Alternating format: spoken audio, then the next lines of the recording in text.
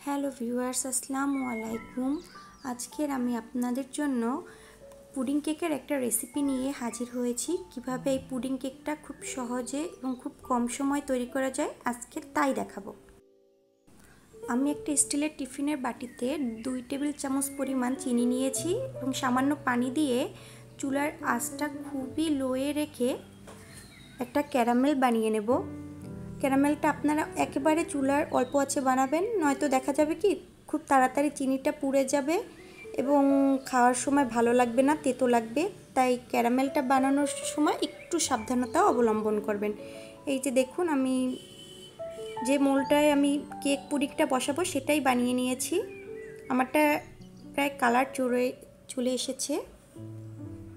এই যে আমার ক্যারামেলটা বানানো শেষ। এবার এটাকে এক সাইডে রেখে দেব ঠান্ডা হওয়ার জন্য। পুডিংয়ের মিশ্রণটা বানানোর জন্য আমি একটা বাটিতে 2টো ডিম নিয়ে নিলাম। এই যে ডিম দুটো বাটিতে নেওয়ার পর এর মধ্যে সামান্য পরিমাণ ভ্যানিলা এসেন্স দিয়ে দেব, কারণ ডিমের একটা গন্ধ আছে সেটা দূর করার জন্য। ভ্যানিলা এসেন্সটা দেওয়ার পর আমি এটাকে ভালোভাবে মিক্স করে নেব।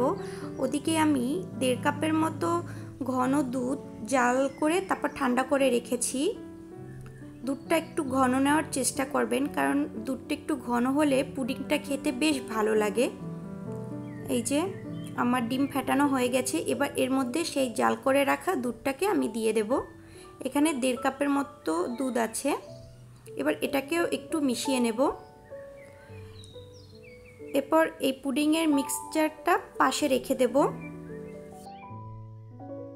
আর ওদিকে আমি কেকের মিশ্রণটা তৈরি করতে যাব। আরেকটা বাটিতে আমি 2টো ডিম নিয়ে নিলাম।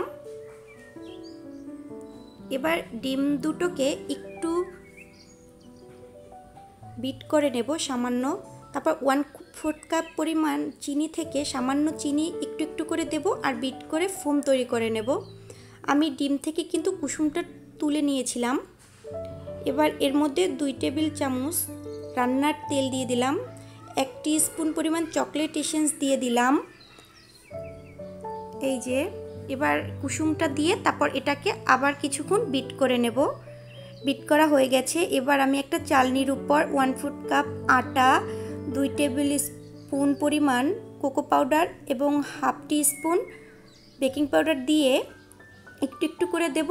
আর আলতো হাতে মিশিয়ে নেব যাতে ফোমটা নষ্ট না হয়ে যায়। এই যে আস্তে আস্তে করে মিশিয়ে নেবেন খুব আলতো হাতে, আর সবসময় একই দিকে ঘোরাবেন। এবার আমি সেই বাটিটার মধ্যে পুডিংয়ের মিক্সচারটা ঢেলে দিলাম। একটু ছেঁকে নেবেন, তাহলে পুডিংটা খুব ভালো স্মুথ হবে। তার উপর কেকের ব্যাটারটা ঢেলে দিলাম। এদিকে একটা প্রেসার কুকারে আমি একটু পানি দিয়ে তার মধ্যে একটা কাপড় দিয়ে তার মধ্যে আর সামান্য পানি দিয়ে আরেকটা স্ট্যান্ড দিয়ে দেব। কাপড়টা দেওয়ার কারণ হচ্ছে গিয়ে পানিটা যখন ফুটতে শুরু করবে তখন আমার মোলটা নড়াচড়া করবে না। এই যে এবার একটা ঢাকনা লাগিয়ে মোলটাকে ভিতরে বসিয়ে দিয়েছি আর প্রেসার কুকারে ঢাকনাটা দিয়ে দিয়েছি। 2 থেকে 3টা সিটি পর্যন্ত অপেক্ষা করব। সিটি পড়ার পর কিছুক্ষণ ঠান্ডা করব, তারপর ঢাকনাটা খুলব। এই যে এবার কেকটাকে আমি আধা ঘন্টার মতো নর্মাল ফ্রিজে রেখেছিলাম, তারপর ডিমোল্ড করবেন, নয়তো পুডিংটা ভেঙে যাওয়ার একটা চান্স থাকে।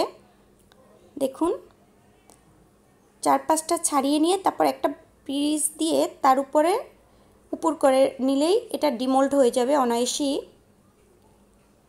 এই যে আমার কেক পুডিংটা একেবারে রেডি। এটা একটু ঠান্ডা ঠান্ডা খেতেই ভালো লাগে।